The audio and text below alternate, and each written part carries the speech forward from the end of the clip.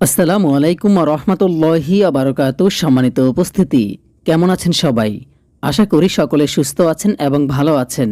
সম্মানিত উপস্থিতি, আজকের ভিডিওতে আমরা আলোচনা করব মুনাজাত করার সঠিক নিয়ম সম্পর্কে, অর্থাৎ মুনাজাতে কিভাবে হাত তুলবেন এবং কিভাবে বসবেন, মুনাজাতের শুরুতে কি দোয়ার মাধ্যমে মুনাজাত শুরু করবেন এবং মুনাজাতের শেষে কি দোয়ার মাধ্যমে মুনাজাত শেষ করবেন, সেই সম্পর্কে বিস্তারিত আলোচনা করব।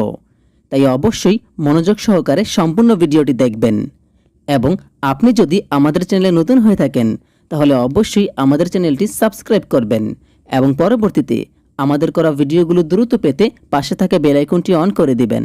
সম্মানিত উপস্থিতি, প্রথমেই আমরা আলোচনা করি কিভাবে বসবেন মুনাজাতের সময়।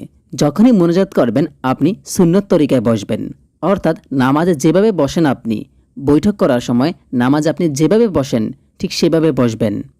এবার চলুন আমরা জেনে নেই কিভাবে হাত ওঠাবেন। যখনই আপনি মুনাজাত করবেন, মুনাজাতের সময় হাত দুটো আপনি সিনা বরাবর, আপনার নিজের সিনা বরাবর উঠাবেন। এই পরিমাণ উঠিয়ে আল্লাহ তাআলার কাছে দোয়া করবেন। এরপর হচ্ছে দোয়া করার শুরুতে কি দোয়ার মাধ্যমে দোয়া করা শুরু করবেন, অর্থাৎ মুনাজাত শুরু করবেন, সেই দোয়া সম্পর্কে আমরা জেনে নেব। আমরা সবাই জানি দোয়া করার আগে দরুদ শরীফ পড়তে হয় এবং দোয়া করার পরেও দরুদ শরীফ পড়তে হয়। কেননা যে দোয়ার আগে এবং পরে দরুদ শরীফ না পড়া হয় সে দোয়া কবুল হয় না। সুতরাং অবশ্যই দোয়া করার আগে এবং দোয়া করার শেষে দরুদ শরীফ পড়তে হবে, এটা আমরা সবাই জানি। আজকের ভিডিওতে আমরা এমন দুটি দোয়া শিখব যে দুইটি দোয়ার মধ্যে দরুদ শরীফ রয়েছে। এর মধ্যে প্রথম দোয়াটির মাধ্যমে আপনি মুনাজাত শুরু করবেন এবং শেষ দোয়াটির মাধ্যমে আপনি মুনাজাত শেষ করবেন। এই দুইটি দোয়া আজকের ভিডিও থেকে আমরা সহিভাবে শিখে নেব এবং চ্যালেঞ্জ নিব যে আজকের ভিতরেই এই দুটি দোয়া আমরা শিখে নেব। দোয়া দুটি কিন্তু বেশি বড় নয়। তো চলুন মুনাজাতের শুরুতে যে দোয়াটি পড়তে হয় সেই দোয়াটি আমরা একবার শুনে নেই।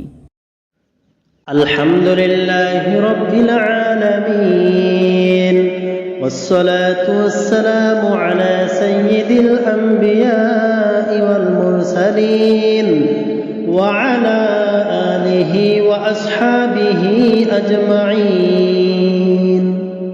এই দোয়াটির মধ্যে দরুদ শরীফ এবং আল্লাহ তাআলার প্রতি প্রশংসা একসাথে করা হয়েছে। সুতরাং আপনি একটি দোয়ার মাধ্যমে দুইটি সুযোগ পেয়ে গেলেন।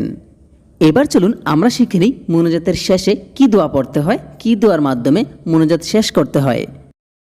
সুবহান রাব্বিকা রাব্বিল ইজ্জাতি আম্মা ইয়াসিফুন ওয়া সালামুন আলাল মুরসালিন ওয়ালহামদুলিল্লাহি রাব্বিল আলামিন।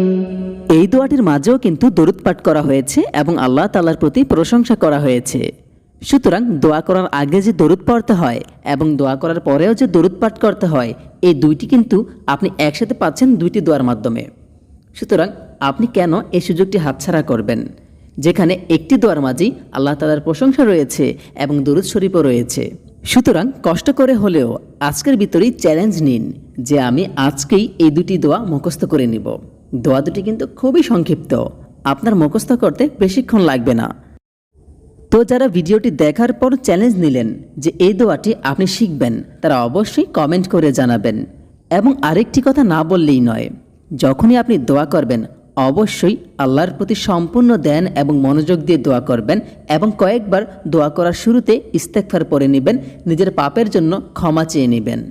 এটিই কিন্তু উত্তম, কারণ আপনি যদি আল্লাহ তাআলার কাছে ক্ষমা চেয়ে দোয়া করেন তাহলে অবশ্যই আল্লাহ তাআলা আপনার দোয়া কবুল করে নেবেন। আজকে এই পর্যন্তই, ভালো থাকবেন সবাই। আসসালামু আলাইকুম ওয়া মা তাওফিক ইল্লা বিল্লাহ।